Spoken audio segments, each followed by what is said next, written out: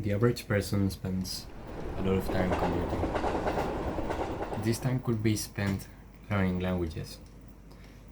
We've already mentioned in our previous video that it takes around 2,200 hours to learn a language that is similar to English.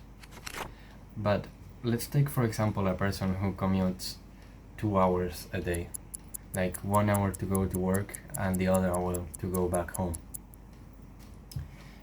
If this person does this for 5 days a week, then that adds up to around 500 hours a year, which if you spend learning every time you are commuting, like on your phone revising vocabulary, watching a show, or using an app like Duolingo or other language learning apps, that could reduce your study time significantly.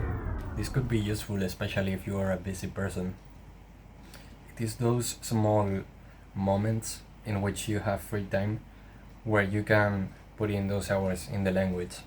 Like instead of scrolling on social media or playing video games, if you did this, it could make such a big difference in your language learning journey. So for example, you're on the train or the metro, you could just get a Kindle, for example, and read a book in your target language or a comic, and you could write down the vocabulary on your phone. I recommend to have the Anki app on your phone as well as on your computer. You can create an account there, and through the internet you can synchronize your progress between your phone and your computer. So you can upload words onto your Anki deck anywhere, anytime. It's really useful.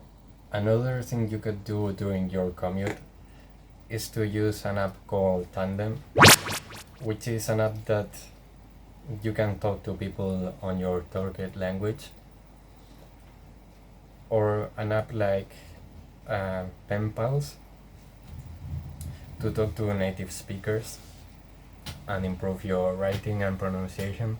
So I remember when I got really proficient in German, I was at school at the time, so I spent the recreational time, like the breaks between classes, I spent revising vocabulary, using apps like Busuu, and watching content in German, while everyone else was just talking to each other.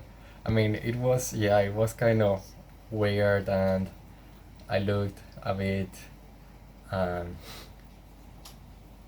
silly, but it is those moments that make a difference.